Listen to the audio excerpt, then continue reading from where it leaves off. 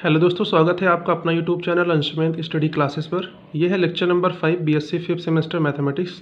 Book का नाम है टेंसर एनालिसिस और चैप्टर का नाम है क्रिस्टॉफल सिंबल्स। तो हम देखने वाले हैं एन इम्पॉर्टेंट फार्मूला। तो यहाँ पे आपका जो law of transformation for second kind symbol है उसका हम मॉडिफाई फॉर्म यहाँ पे देखेंगे, जो आपका फार्मूला निकल के आता है।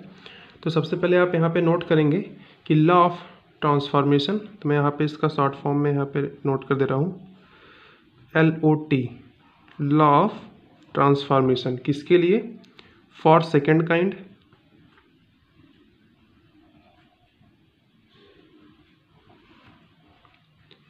Symbol is.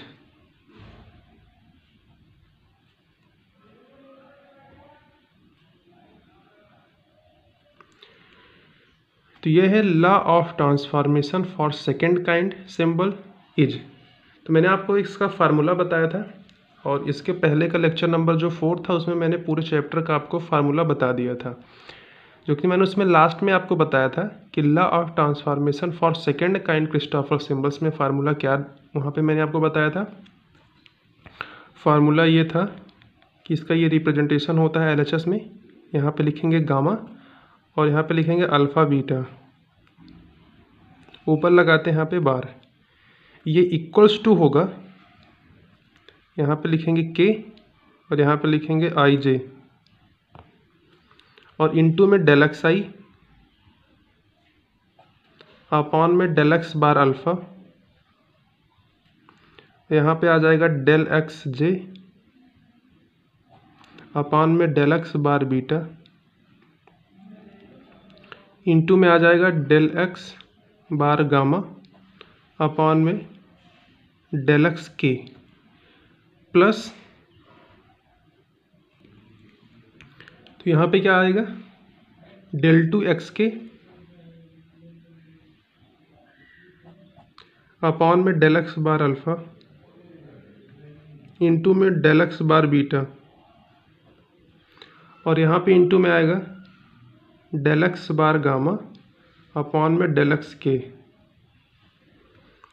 तो यह है formula law of transformation for second kind symbol. अब देखिए हम इसमें क्या करने वाले हैं, यहाँ पे लिखिए इम्प्लाइज दैट,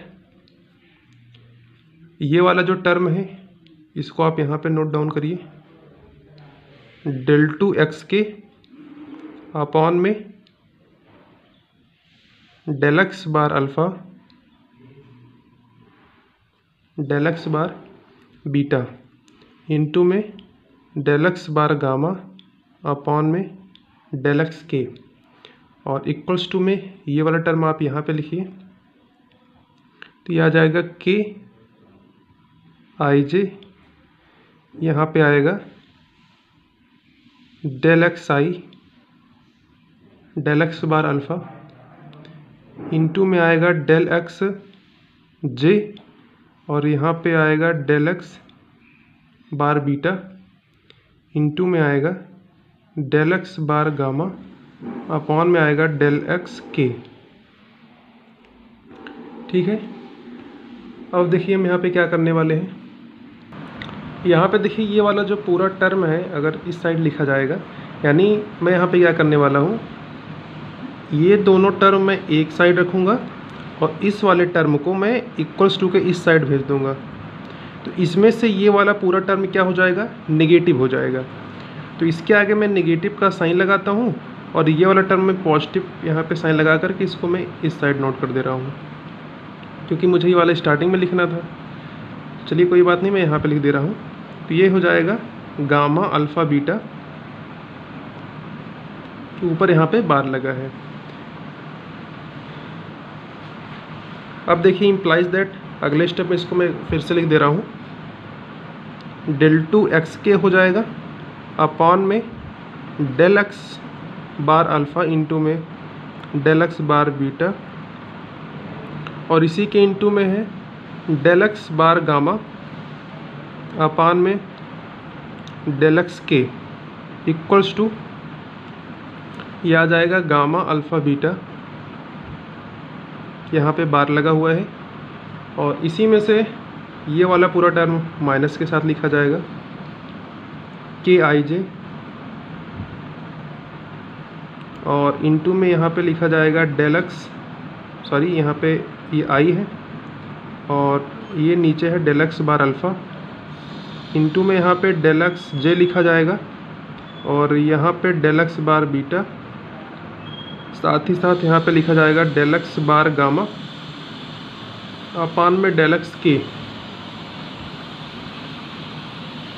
अब देखिए ये वाला टर्म जो है ये इनटू में है जो कि LHS के साइड है। अब ये वाला टर्म हम इसके अपान में कर देंगे, ठीक है।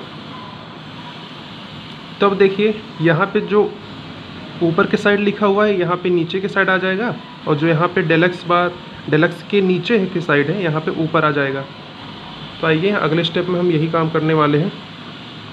तो यहाँ पे आ जाएगा डेल 2x के अपॉन में डेल एक्स बार अल्फ़ा इंटू में डेल एक्स बार बीटा, ये इक्वल्स टू आ जाएगा गामा अल्फ़ा बीटा के ऊपर बार है।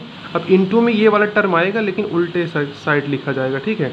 जो यहाँ पे ऊपर के साइड है यहाँ पे नीचे आ जाएगा और ये वाला नीचे वाला टर्म जो है यहाँ पे ऊपर में आ जाएगा। तो हम यहाँ पे लिखेंगे डेल एक्स के और अपान में डेल एक्स बार गामा माइनस ये वाला टर्म एज इट इज़ के आई जे। यहाँ पे देखिए एक टर्म यहाँ पे कैंसिल आउट हो जाएगा, ये लास्ट वाला टर्म जो कि गामा वाला है, ठीक है। और बचेगा केवल ये वाला दो टर्म, यानी कि डेल एक्स आई बचेगा अपान में डेल एक्स बार अल्फ़ा इंटू में डेल एक्स जे अपान में डेल एक्स बार बीटा। तो फाइनली आपका यही बचेगा। और इस वीडियो का जो मेन मोटिव था कि आपको क्या दिखाना है, तो आपको यही फार्मूला वहाँ पे मैंने दिखाने के लिए इस वीडियो को ले आया था। अगर आपको ये वाला टर्म कहीं दिखे डेल 2x के अपान में डेल एक्स बार अल्फ़ा इंटू में डेल एक्स बार बीटा, तो आप इसके प्लेस पे ये वाला फॉर्म लिख सकें। क्या लिखेंगे? गामा अल्फ़ा बीटा के ऊपर बार लिखेंगे, डेल एक्स के अपान में डेल एक्स बार गामा लगाएंगे माइनस यहाँ पे के लिखा जाएगा और आई जे, और ये है डेल एक्स आई अपान में डेल एक्स बार अल्फ़ा इंटू में डेल एक्स जे अपान में डेल एक्स बार बीटा। तो मैंने आपको स्टार्टिंग में क्या बताया था? सबसे पहले यहाँ पे मैंने लिखा कि law of transformation for Christoffel symbols of second kind, जिसका फार्मूला मैंने आपको ये वाला पहले प्रूफ करवा दिया है लेक्चर नंबर 2 में। क्या है फार्मूला? गामा अल्फ़ा बीटा के ऊपर बार है, ये इक्वल्स टू होता है के आई जे इंटू में डेल एक्स आई अपान में डेल एक्स बार अल्फ़ा इंटू में डेल एक्स जे अपान में डेल एक्स बार बीटा इंटू में डेल एक्स बार गामा अपान में डेल एक्स के प्लस डेल 2x के अपान में डेल एक्स बार अल्फ़ा इंटू में डेल एक्स बार बीटा इंटू में डेल एक्स बार गामा अपान में डेल एक्स के। तो आई होप आपको ये सारी बातें समझ में आ गया होगा। तो यह आपका जो चैप्टर है क्रिस्टॉफर सिंबल्स पूरी तरह से कंप्लीट हो चुका है। इसके बाद हम स्टार्ट करेंगे नया चैप्टर टेंसर एनालिसिस में ही, जो कि है कोवेरिएंट डेरिवेटिव्स। इसका अगला चैप्टर है कोवेरिएंट डेरिवेटिव्स, जो कि आपको इसके बाद के लेक्चर में वीडियो के माध्यम से आपको बताया जाएगा। तब तक के लिए thank you for watching this video. Have a great day.